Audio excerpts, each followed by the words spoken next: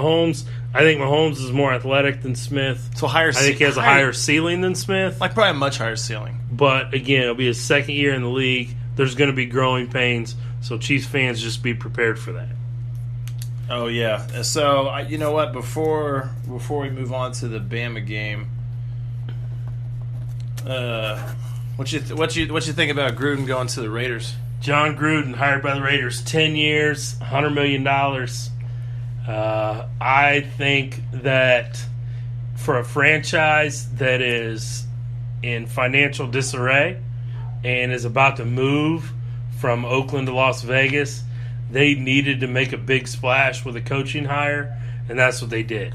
I think Jack Del Rio was doing a good job in Oakland, and me personally, I would have liked to see him get a little more time, but if Gruden was going to go back, he was going to go back somewhere familiar where he could have total control, and that's what Oakland's going to give him. So he's going to have 100% control, especially because Al's not there. Mm-hmm. Like, God rest his soul. But, like, Al Davis isn't there. And I think Mark Davis, I've heard Mark Davis loves John Gruden.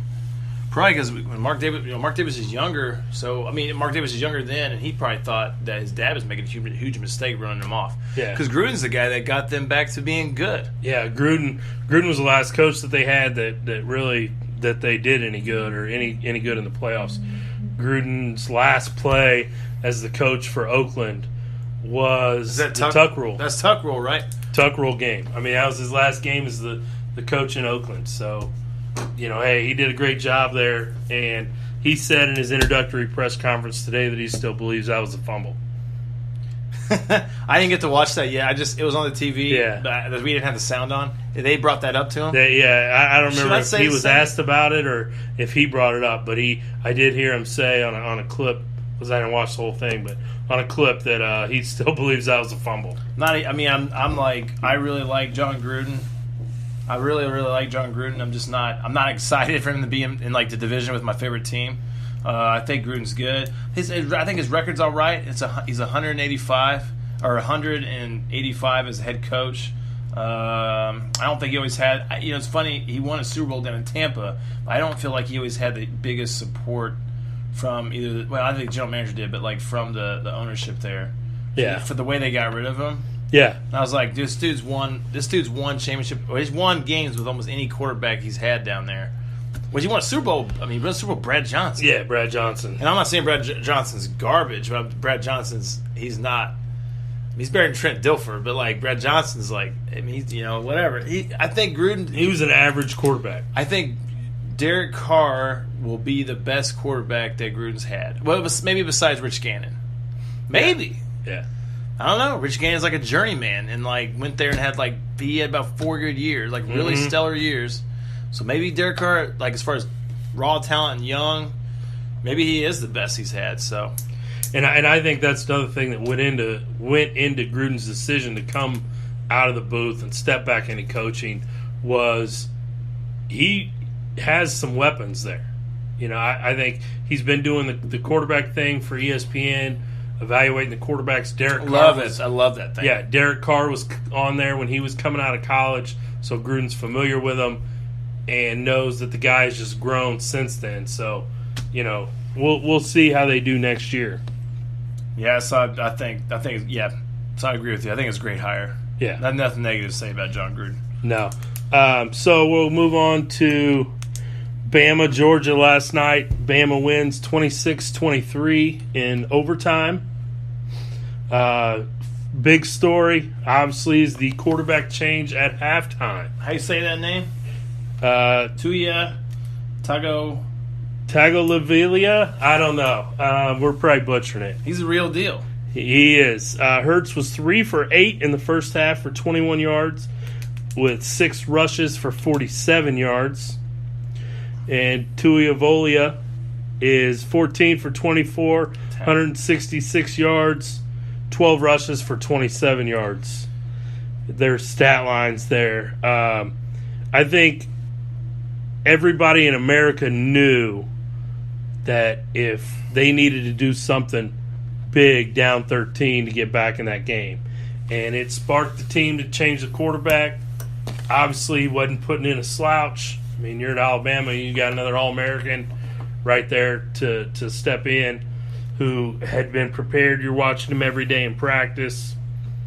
The big question that I heard today on a bunch of the national shows is why didn't Saban start him earlier?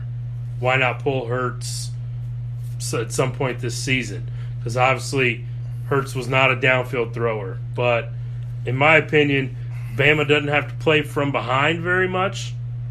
And when you're playing with a lead and you have a running quarterback who can throw it a little bit, you'll be just fine. But when Hurts missed that receiver wide open at the beginning of the game on Bama's first drive, I knew they were in trouble. Yeah, I mean, yeah. And also watching Hurts. He looked the same, kind of like he did throughout the season. But yeah, I think you hit the nail on the head with the you can have a running quarterback and kind of a read option dude that can scare teams with his legs when you're playing from a lead because you run the ball, you run the clock. I mean, you can see, like you said, you read his stat line: 6 rushes for 47 yards. We saw in that first half he took off and ran for a big one. I thought he might get to the end zone, but I think there was a safety back there that ended up kind of cutting over and catching up to him. So and then Jalen Hurts, I saw an interview with him after the game, and that guy, that's a good kid. Yes, and like he really, of course he should be happy. He, as a starter, this kid's 25-2. And he's 25-2 as a starter. He got it. He's got his championship. And I have nothing. I have a lot of good stuff to say about him. And then you had told me earlier that you read that he's going to go to FAU. That's the rumor. Yeah, that's the rumor, is that he's going to go be with Lane Kiffin. I think you stick him in a hardcore read option system, and then work on his. I think Lane will work on his short throwing. I think he'll do some good things down there. I think he could too. Another thing about Hurts just showed me that he was a character guy. When Alabama scored their first touchdown in the second half, when Tuiavola threw the touchdown, the first guy to greet him coming off the field was Hurts. Class act. Some guys would go sit and sulk, especially college kids, that aren't very mature. But that shows me kid's a class act. And he was supporting his brother all the way, saying, hey, if this is going to help my team win, then you go do your thing and sling the ball all around. No, I didn't see. There was a big thing about how many freshmen were playing last night. Well, several. Fromm was a freshman. Yeah, and then quarterback for Georgia. And of course, we got the guy that came in for Tuia coming in for Alabama. He's a true freshman too. But I heard there was a few others too. Yeah, I don't know what the number is. Receiver. I know that was a freshman. So yeah, lots of freshmen playing in that game, which is something you typically don't see in a national championship. So you tell me, you think? Would your favorites to go back next year? Bama. Bama for sure, right? Oh yeah, I'm a firm believer. I think Nick Saban could very well get his 7th next year. Your top 4 teams, starting out, you got to... I'll say there is a top 25 out there, but I haven't read it yet. Yeah, I think Bama's definitely in there. Your top 5, probably Bama. I bet Clemson, Georgia, and probably Ohio State. Yeah, Ohio State would be in there too, and then probably round out your top 5 with Georgia. All right, unpopular subject, 2 of them. First one, is the committee now, with all those people saying that Bama should have been in or whatever, totally justified, right? Totally justified. Eye test tells you that Bama's the best team for sure. Absolutely. So, if people want to come out and say UCF, and I think it's cool they're doing the national championship thing, because I'd be tempted to do the same thing, 13-0, and then they beat Auburn, which actually beat Bama this year, and then they beat. But eye test, and just looking at it, you tell me if you think UCF, could UCF beat? Well, okay, could UCF beat Alabama? You catch them on a bad day? Never say never, but I don't see it happening. But I'm a firm supporter of the playoff expanding to 8, because then UCF gets that opportunity. Problem is, the committee kept UCF down in rankings all year. Yeah. I mean, you can see that because there would be 2 lost. I don't know. There might have been a 3 lost team ahead of them. Mm-hmm. So that was stupid. But like, I think UCF. Yeah, if you do 8 teams and you get UCF at your 8, what is the one you want to do? The Power 5 conference champions all get in, and then you get 3 at-large bids. Perfect. And obviously, there's still going to be argument over, well, this team's 8, and they should be 9 or 10, or the 9 and 10 team should be 8. I mean, you're always going to get that argument, even with college basketball. I mean, 65-plus teams get in now with the play-in games, and there's still argument over, well, these 5 or 6 teams get left out. So the precedent's set now that you do not have to win. Definitely do not have to win your conference championship to get into the playoff. 100%. No. 2 years in a row. Does that make conference championships worth less? It does, in my opinion. And the committee has said that those are really not a big deal. The conference championship just turns into winning another big game. Yep. Instead of winning like one of the games. Yeah. I don't know if that makes sense. You know what I'm saying? For example, if Wisconsin does not have a Big Ten championship game this year, they get in because they were undefeated. Their only loss was in their conference championship game. It's funny, right? It's crazy. You know? So, but that is what it is. We'll see if they expand it. If they expand it to 8. But Bama, to me, was the best team in college football this year. All right, so let's go to make our picks for the NFL this week. Yep. So the first game of the weekend is Falcons at the Eagles. The Falcons are a 3-point favorite. That's it. That's in the Philly. Game in Philly. I think obviously the big reason for that is no Carson Wentz. Who do you like on that? I'm taking the Falcons. Are you taking? So Falcons are favorite 3. Falcons are -3 on the road. On the road. This is the only time in the NFL that the number 1 seed has been an underdog in their first playoff game. But as a Cowboys fan, I know that Philly has a history of failing in the playoffs.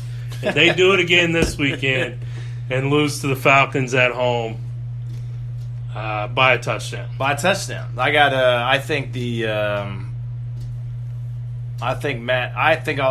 think I want to go Eagles because I like Peterson. I like the coach, Doug Peterson. He's a Andy Reid dude. I've actually always liked Nick Foles. Like their running backs a lot. Like their front 7 a lot. Falcons. Matt Ryan's a better quarterback than Foles is, but I'm not huge on Matt Ryan. I think the best season he's ever going to have in his life was last year. I think this year he's all right. I think they win a lot by running the ball. I think the Eagles at home will stop that. So I think I would take Eagles, especially getting the spread. I'd take Eagles +3. But all right, so we disagree on that one again. But yeah, I don't know. I mean, if you look at the 2 quarterbacks there, I think Matt Ryan's better than Nick Foles. So that's why I'm going to go with the Falcons. And, they came off a big upset last weekend in L.A., which, we said that was a possibility. And so we'll go to the next game, which is the Tennessee Titans, who escaped Kansas City with the win. We just covered that. And playing at New England. New England is a 13.5 favorite, which is the largest spread of these playoffs so far. And, in my opinion, a huge spread, but I'm still taking the Pats to cover. Pats cover. They totally cover because I think somebody's going to want to make a statement here about being – okay, so they either lose – because Belichick, all that crap you hear about the ESPN article this week, and I don't think we're going to touch on that this week, but like a little bit. So that article comes out about them not being a unified front or whatever. Either way, they're still going to win. Either way, even Belichick as a whole, even though Belichick has the cheating and stuff around him and stuff, I still think Belichick's I think he's the best coach in the NFL. I do. He's the best football coach on the planet, in my opinion. He is. You watch him, you watch his mic'd up stuff. The guy is cool and calm. I like him because I was watching a mic'd up of him, not the early season Dolphins game, and he was mic'd up. This dude got excited about a freaking tackle more like somebody making a good tackle over a touchdown.